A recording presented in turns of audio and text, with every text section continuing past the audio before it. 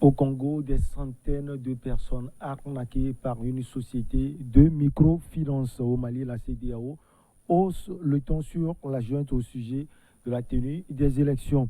En reprise centrafricaine, Wagner se livre à une prédation organisée des ressources naturelles. Cela vient de la diplomatie française. Et puis, on termine par le Togo, le président fort distingué pour la promotion de la femme, l'équité, l'égalité.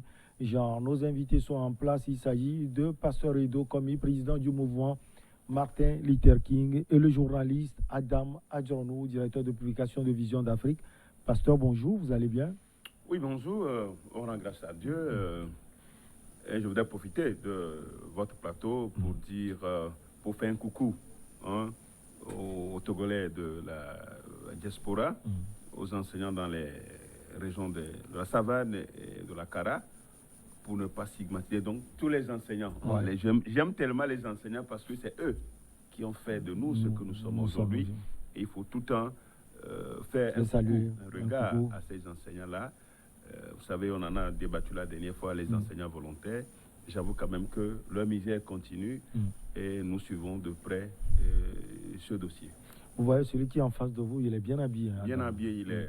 C'est purement présidentiel. Il est présidentiel. Adam, bonjour. Oui, bonjour à toutes celles et à tous ceux qui nous suivent de par le monde, ceux qui nous suivent surtout dans les plateaux et dans le Togo profond. Allez, on commence donc par le Congo. Au moins 600 citoyens congolais affirment avoir perdu 200 millions de francs CFA, plus de 304 000 euros dans une arnaque organisée par une société de microfinance qui promettait 200% de retour sur investissement au bout de 78 heures. Adam Adjornou. Oui, ça devient pratiquement récurrent sur le continent. Ouais. Et il faut se poser la question de savoir qu'est-ce qui motive tant l'adhésion des populations africaines. Puis surtout, pratiquement, il y a bon nombre de pays qui sont concernés. Et la plupart du temps, nous jetons dans la thème sur les autorités qui, quoique n'étant pas totalement blanche sur cette question, il n'en demeure pas moins quand même de pouvoir interroger la conscience collective.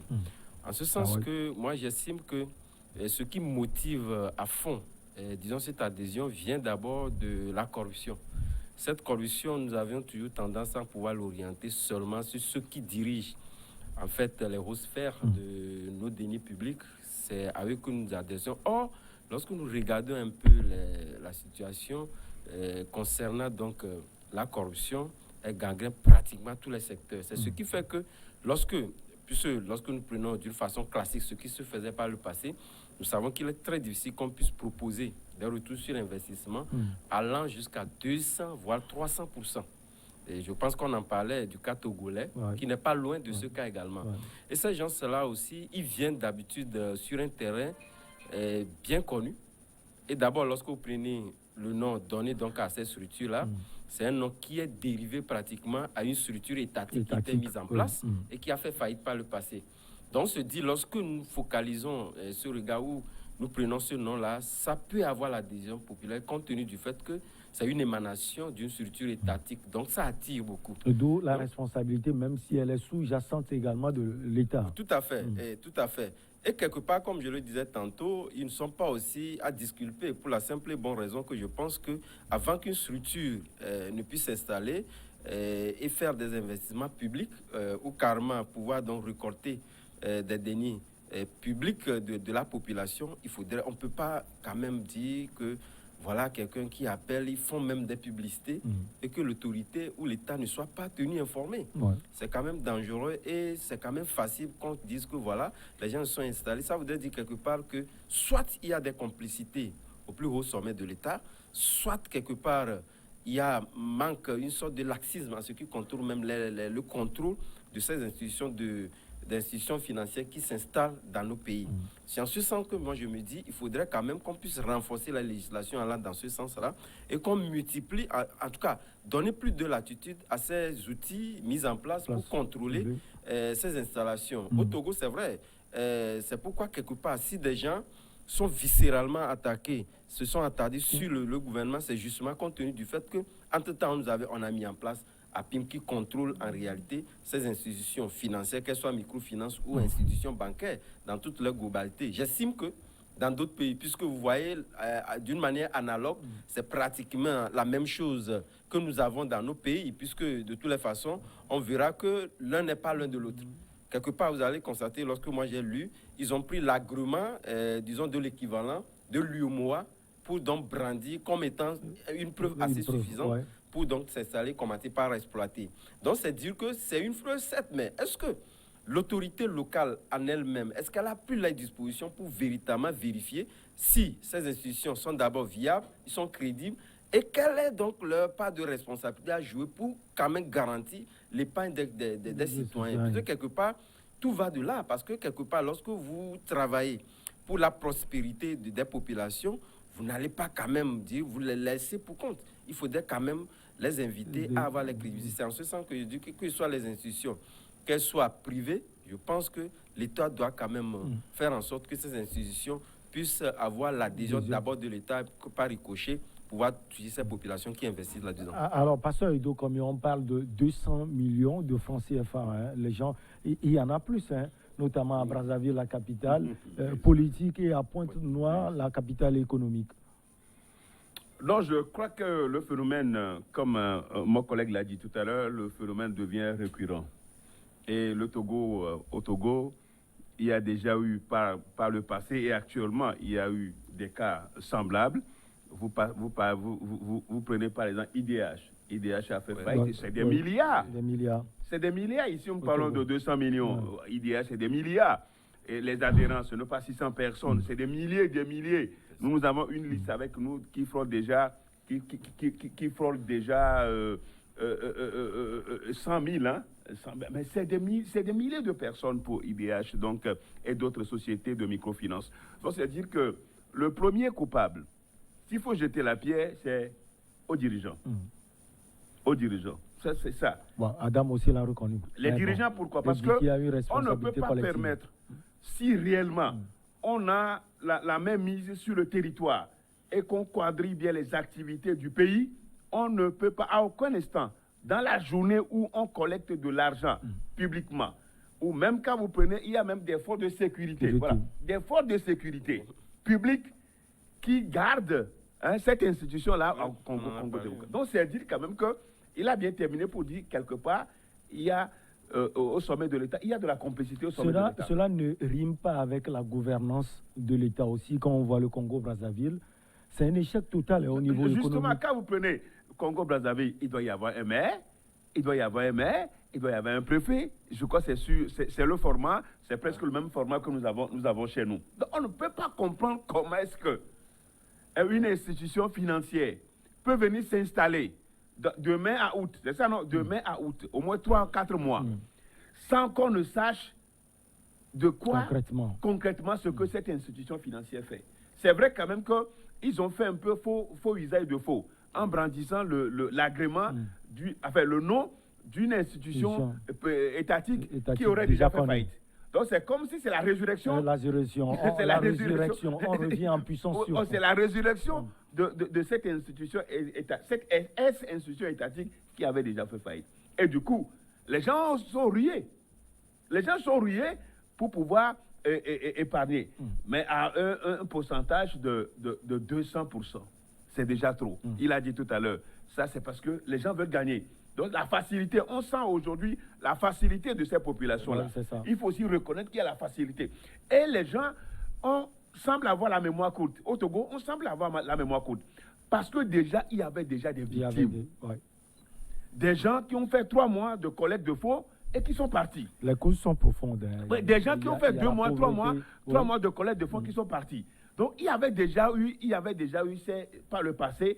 On peut même surfer sur ça pour dire, ceux qui viennent là, cherchons à savoir, creusons, voir qui sont-ils exactement. Est-ce qu'ils ont d'agrément ou bien ils n'ont pas d'agrément. Et du coup, les populations, les gens vont investir. Quand vous suivez à peu près des retraités, des gens qui ont investi leur dernier, ils ont tout investi, pensant que dans 1-2 mois, ils auront des intérêts mirobolants. Donc, du coup, le phénomène, c'est-à-dire qu'il faut un quadrillage de ce système.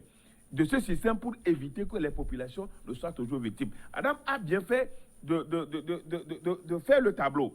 Et dans ce tableau, les responsabilités sont partagées. Mais la grande partie de responsabilité, ça doit aller à l'État, c'est-à-dire aux dirigeants qui n'arrivent pas à cerner le contour, la vitalité du territoire, c'est-à-dire pour que les populations soient protégées. Comme si on ne protège pas les populations. Économique surtout. On les laisse et chacun va pour soi.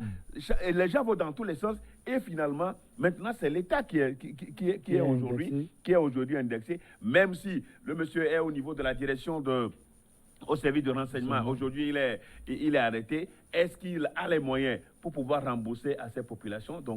Parlant justement de moyens, il y a au moins 800 millions selon ces messieurs.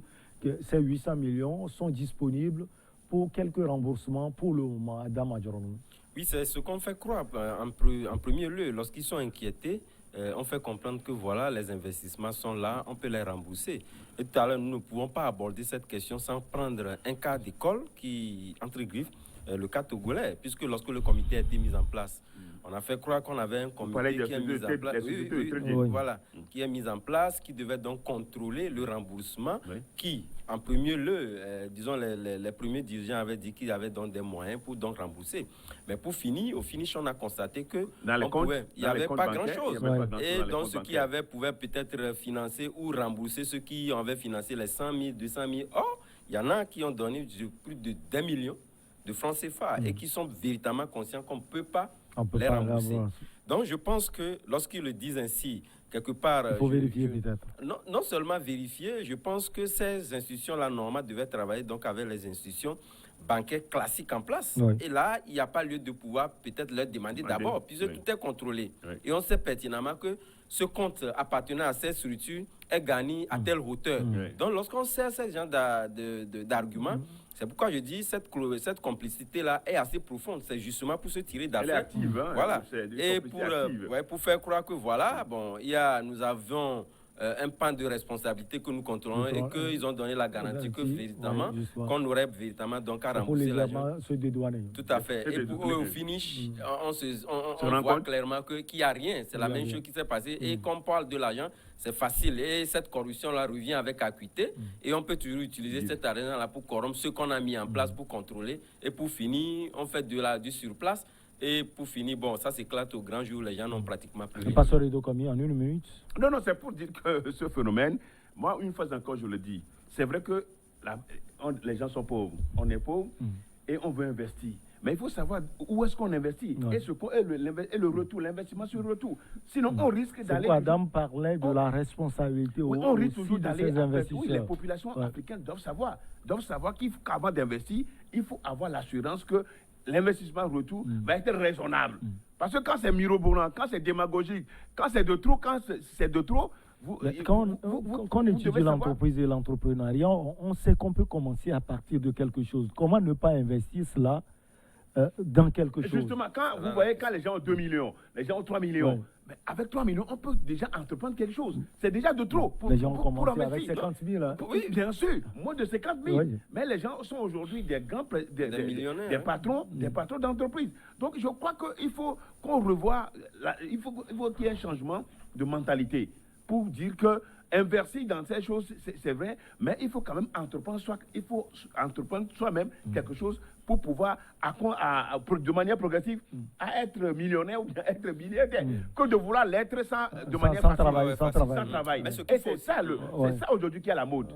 C'est ça qui est à la mode un peu partout. Adam, vous voulez ajouter quelque chose? Ce qu'il faut ajouter, je pense que cette culture financière qu'on avait commencé déjà par inculquer avec le FNFI doit normalement s'étendre pour démonter. Au Togo, bien sûr. Au Togo comme ailleurs, parce que nous également, nous avons calqué notre modèle sur d'autres modèles également. Parce que ces femmes-là, on estimait qu'ils n'avaient pas une grande culture en ce qui concerne donc d'abord l'épargne, etc. Donc je pense que ça doit s'étendre pour éviter ou carrément éveiller ces gens-là, surtout ces femmes, majoritairement ces femmes-là, qui investissent pratiquement toute leur fortune et pour finir, ils quittent donc de la pauvreté et rentrent dans l'extrême pauvreté. Allez, on va marquer la petite pause. On revient après pour la suite.